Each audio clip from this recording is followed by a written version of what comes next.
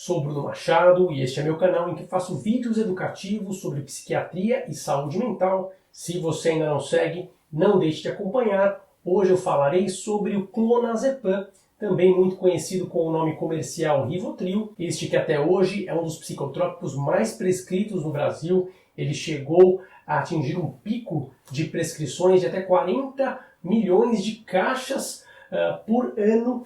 Isso foi o máximo. Felizmente, há alguns anos esses números vêm caindo, porque muita gente já despertou para os riscos que existem do uso indiscriminado desse tipo de medicação.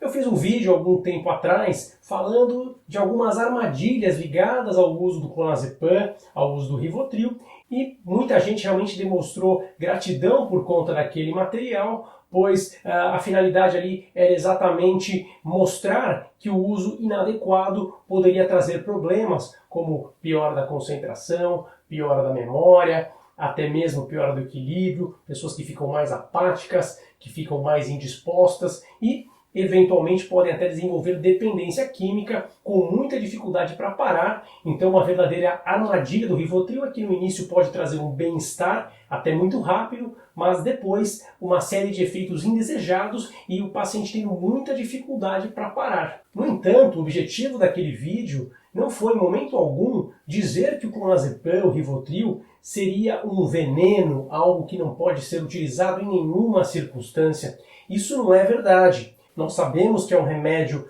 que pode ser bem indicado, bem utilizado, desde que nas situações corretas e com as precauções necessárias e pelo tempo correto. Nada justifica criarmos um estigma em cima do nome Rivotril, do nome clonazepam, como se fosse um nome que tem que ser temido e abominado. Não é isso.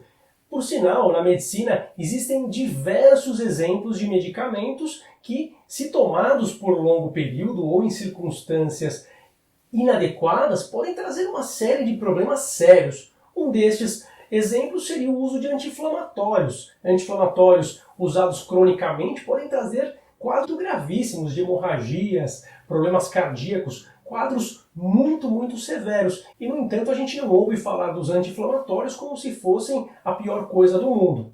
E, no caso do Rivotril, a gente vê muitas vezes os extremos, opiniões que são demasiadamente favoráveis ao uso, até mesmo sem muito critério, e outras pessoas que são totalmente contrárias em qualquer circunstância, e nós aqui não acreditamos que esta é a melhor conduta, e por isso o vídeo de hoje vem com a proposta de mostrar boas indicações, o bom uso do Rivotril, em que circunstâncias esse remédio deve ser utilizado para que tenhamos sucesso e que tenhamos segurança e para que seja pensado o bem-estar do paciente no curto, médio e longo prazo.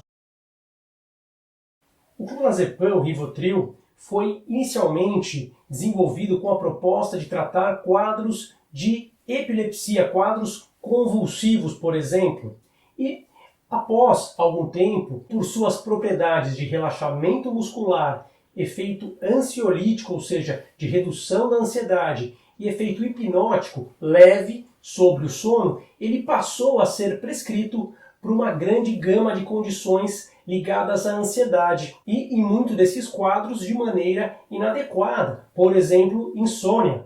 O efeito hipnótico do Rivotril, do clonazepam, é bastante discreto e não configura uma boa indicação para tratar insônia. E também nos quadros de ansiedade crônica, ansiedade a longo prazo, que passaram a fazer uso dessa medicação como uma opção terapêutica para o dia a dia e, evidentemente, desenvolveram quadros de dependência química porque não havia ali um plano de voo que pensasse no médio e longo prazo, que pensasse na saída daquela medicação. No entanto, o Rivotril é um remédio que tem boa aplicação em alguns diagnósticos, especialmente nos quadros de ansiedade de curto prazo, especialmente o transtorno do pânico, as crises do pânico. E eu explico por quê.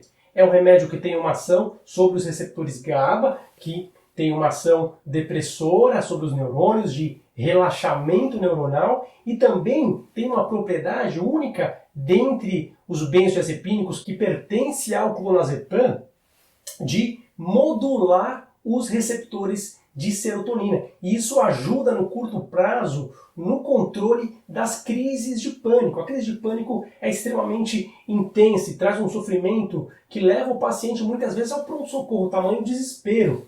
Então, evidentemente que uma medicação que dê conforto imediato nessas situações críticas é de grande valia. E uma ótima medicação para estas situações é exatamente o Rivotril, para as crises de pânico, especialmente no curto prazo, num tempo inferior a 3 semanas, neste período curto em que o quadro se apresenta com muita intensidade. Hoje, por exemplo, doses menores, como 0,25 mg, podem ser muito úteis nestes momentos, porque até mesmo podem agir muito rapidamente, tem a característica de ação rápida e de controle muito eficaz das crises. Muitas vezes até meio miligrama 2 vezes ao dia pode ser utilizado, mas até mesmo dose de 0,25 pode ser suficiente para o manejo em alguns casos. No entanto, temos que ressaltar que no tratamento de manutenção, no tratamento que realmente visa prevenir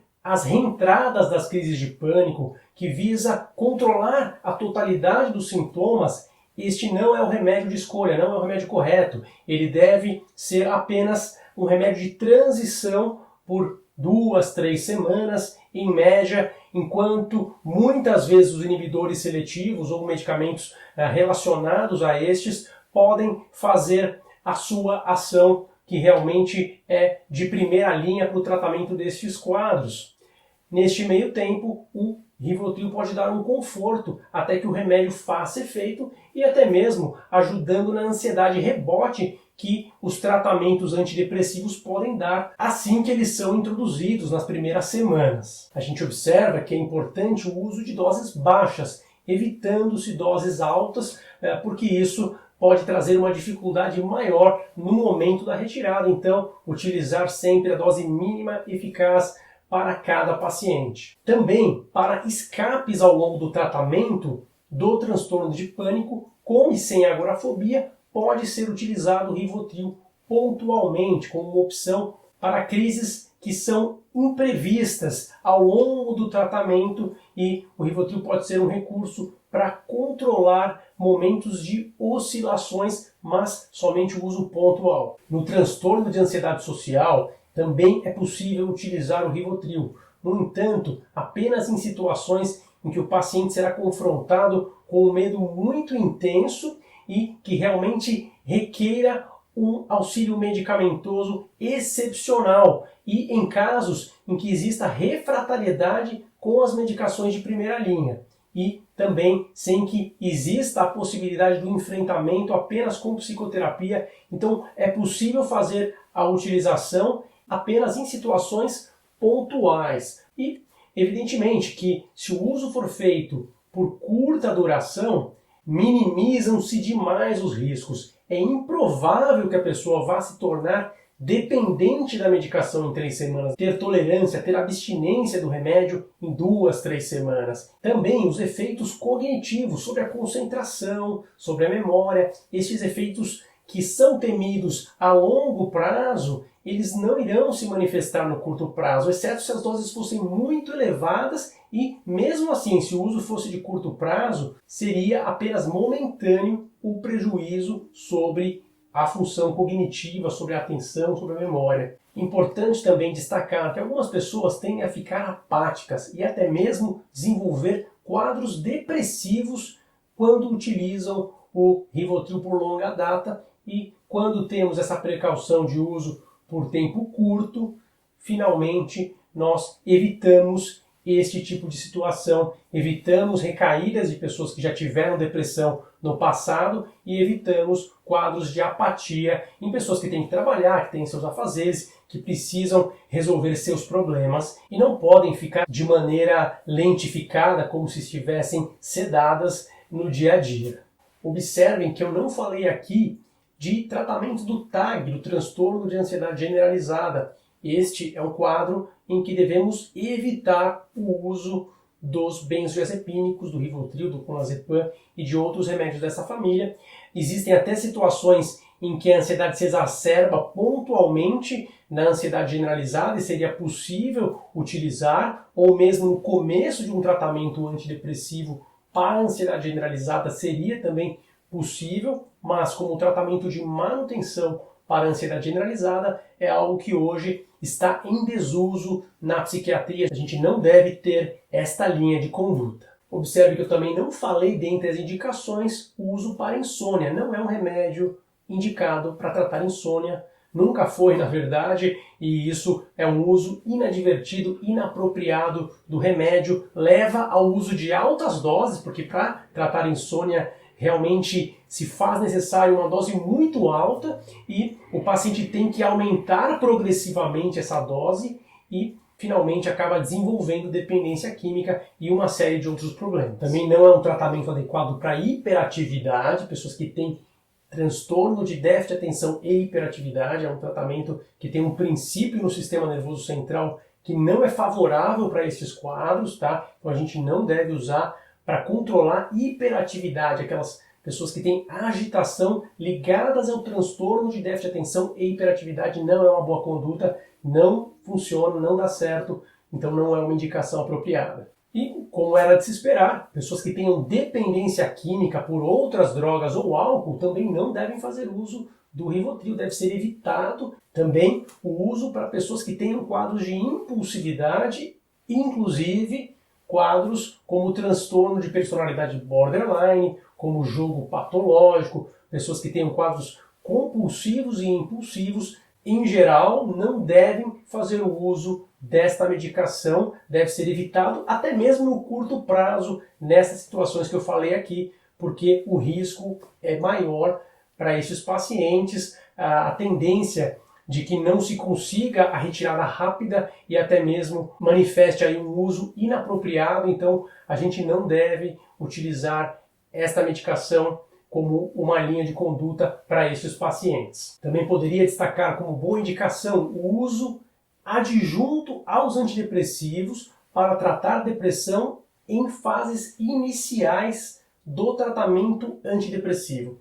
O remédio antidepressivo por vezes pode trazer ansiedade, inquietação, irritabilidade, especialmente nos primeiros dias, primeiras 2 e 3 semanas. O Rivotril pode ser utilizado como um adjuvante para dar conforto no início e depois ser rapidamente retirado. Ainda temos bem documentado na literatura o uso nas fases eufóricas do transtorno bipolar, as fases de euforia, junto com estabilizadores de humor, para aqueles pacientes que não se dão bem com os neuroléticos. Então, uma opção para acelerar, ajudar no efeito dos estabilizadores de humor em fases agudas, fases de euforia, especialmente no transtorno bipolar. Uma outra indicação que eu mencionaria seriam os quadros psicóticos, por exemplo, esquizofrenia. Em momentos de agitação extrema, o uso associado a antipsicóticos pode ajudar a controlar os quadros de agitação na esquizofrenia. Então, uma outra indicação muito correta e apropriada dos benzodiazepínicos são as fases de agitação, tanto no transtorno bipolar quanto em quadros psicóticos como a esquizofrenia. Destacaria também o uso em quadros ligados à psicomotricidade, quadros motores, por exemplo, a acatesia, que é uma inquietação física induzida principalmente por alguns remédios. Ele pode ser útil para controlar esses sintomas de maneira bastante rápida, esses efeitos colaterais que podem acontecer com outros medicamentos, e aí uma boa indicação. Além disso, poderia citar quadros de catatonia que podem acontecer em transtorno psiquiátrico e em quadros orgânicos, quadros por doenças físicas. O que seria catatonia? Um quadro que leva muitas vezes o paciente a uma paralisia, até mesmo um estado de estupor, em que ele fica completamente paralisado, podendo ter outros sintomas típicos deste quadro que falaremos futuramente num outro vídeo. Seria assim uma boa indicação o Rivotril em situação de catatonia. Também não podemos esquecer das indicações neurológicas, claro, epilepsia, né, os quadros convulsivos, o remédio foi feito para isso, inclusive, é uma boa indicação, e existem algumas outras indicações relacionadas a tonturas específicas, alguns quadros ligados a zumbidos. É possível, então, que seja feito o uso nesses quadros, e, dependendo da gravidade da condição, até mesmo o uso de longo prazo é aceitável nestes casos. A gente tem que pesar o risco e benefício de cada situação para determinar a duração de longo prazo do tratamento. Então tem condições que são bastante graves e podem requerer realmente esta abordagem mesmo no longo prazo. Lembrando também, contraindicação para quadros como Alzheimer. Existem aí algumas demências, né, que podem, em situações muito particulares, receberem esta conduta, porque não existe muitas vezes outras opções em situações realmente muito particulares, mas não devemos também enxergar esta medicação como uma medicação a ser utilizada nos quadros de Alzheimer.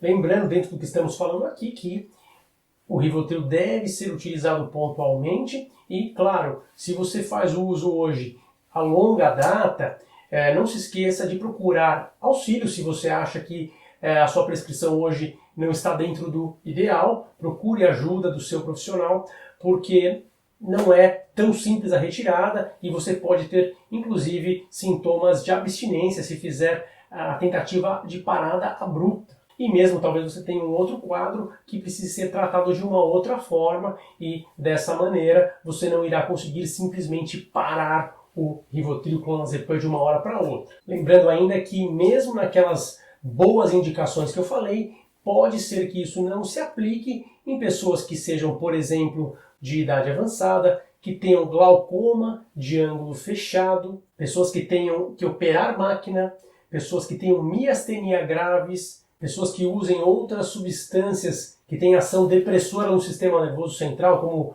barbitúricos, como outros remédios calmantes. Alguns remédios podem sim ter uma interação medicamentosa e, neste caso, não se aplicariam às situações que mencionamos no início. Também destacaria mulheres grávidas no primeiro e terceiro trimestre da gravidez, não devem utilizar. E também algumas pessoas que tenham quadros renais e respiratórios graves podem ter um impedimento para o uso. Lembrando sempre que o objetivo é informar, jamais concordamos com automedicação, algo que é muito perigoso, que você deve evitar. Se você já vivenciou alguma dessas situações, quiser dar a sua opinião, colocar sua dúvida, sugerir temas para um próximo vídeo, fique à vontade para escrever aqui nos comentários. Não deixe de dar o seu like, de curtir o vídeo, siga o canal para que possamos nos ver nos próximos temas que estão por vir. Tchau, tchau!